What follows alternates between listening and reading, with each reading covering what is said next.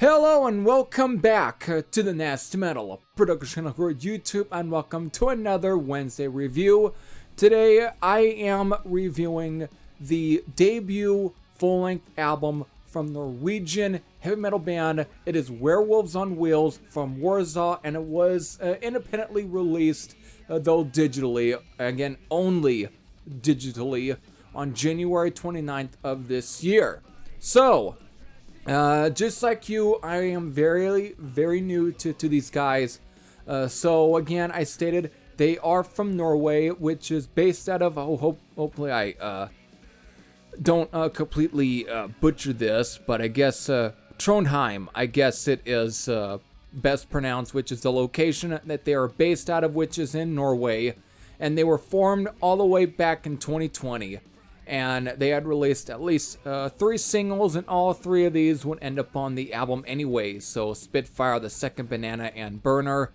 Again, Spitfire originally came out in 2020 as a single, and then finally, both in this year, they released the Second Banana and Burner as the last 2 singles. And so finally here we are with their debut album, that is Werewolves on Wheels. So without further ado, let me get into my thoughts on Werewolves on Wheels, the debut digitally released album from Warzaw.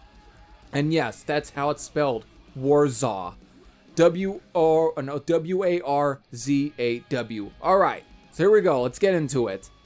Alright, so before I really get into any of my thoughts, let's do a track listing rundown. We got about 11 songs here, and it all clocks in at 38 minutes and 35 seconds. So, these 11 songs are the title track, The Second Banana, Adieu, Dragging Knuckles, Midas Touch, Burner, Spitfire, Death Waves, Swamplands, Mind Eraser, and then finally Switchblade Renegade.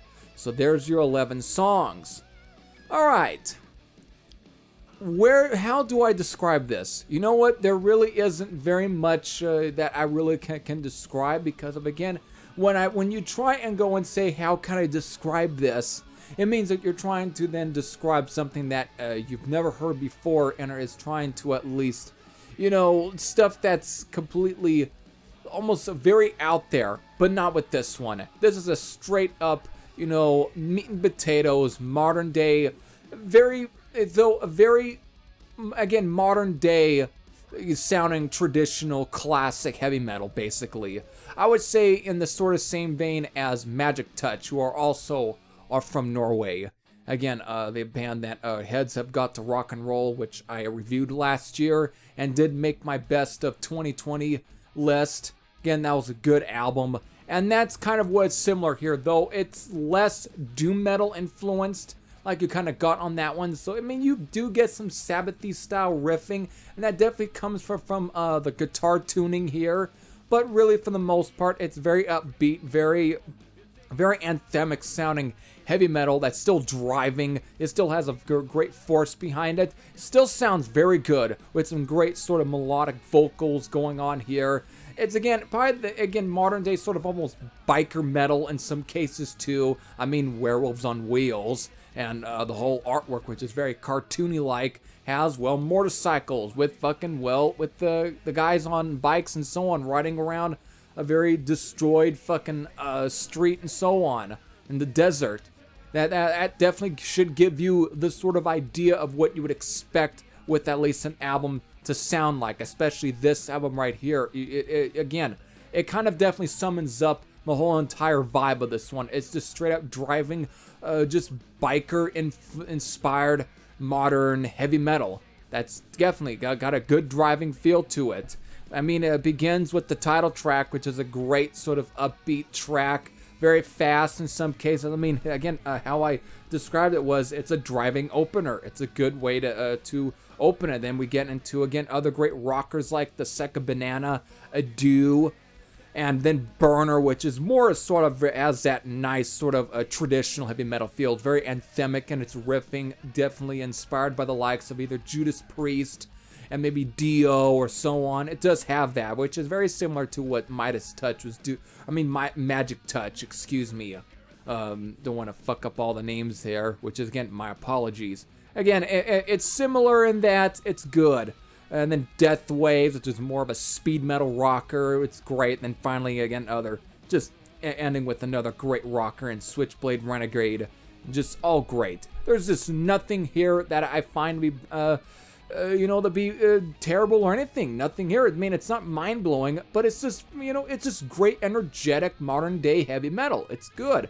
The only really closest I think this album has to a very melodic, almost slow kind of ballad is the song Midas Touch on here, which is it's a very good composed, very good written style ballad or power ballad or so on. It's a good track. Again, very similar to what you would have got on the album Heads Have Got to Roll, Rock and Roll from Magic Touch. Very similar, and so some of the more melodic songs on that album.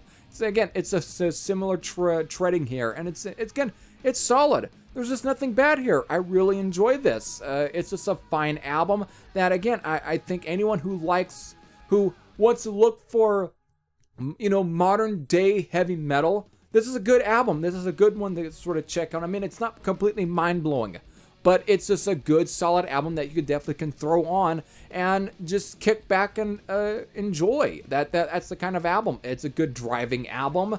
Again, if you're looking for something to even play on the road, if you're driving during this time of year and need something to at least to entertain you, then I think it's a solid enough album. I think that there's nothing here to really complain about. Nothing here that I think that would make anybody, cringe or just be like, ooh, I don't know if I like that. No, nothing here. It's just fine, solid enough driving rock metal. I think the only song I really am not a big fan of is probably Spitfire, but that's about it. That's the only song I find just very hit and miss with. But even that, I can at least sit back and listen to. It doesn't completely annoy me or anything. Doesn't make me feel like, ooh, I gotta at least skip this track. Nothing really like that. I don't get that feel with it. It's just, again, I can let it play, but it's far from a favorite track. And again, it's probably the only weak spot on the album for me personally, but it's still a fine song. So there you go.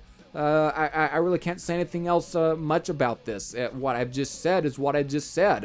It should give you every bit of, again, how I feel about this album. I think you already got the point. So let's definitely get to it. So there we go. There is my review of Werewolves on Wheels, the debut digital album from Warzaw. And my rating, it's a 8.40 out of 10.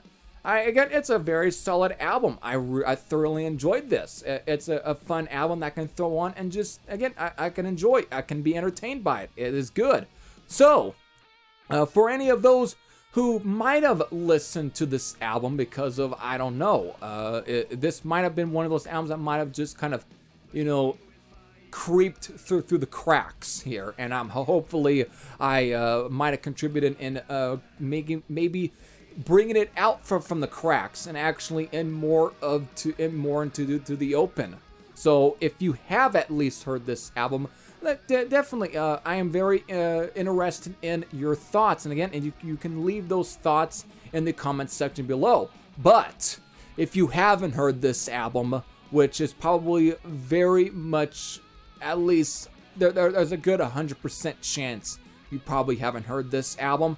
Again, I really can't see you not hating this. Again, I can't see you not disliking this. It may not blow you away, say the same for me, but who knows? It might blow you away. Who knows? Who knows? Everyone is at least somewhat different. But though, again, if you haven't heard this album, again, I think you will enjoy this. So there you go.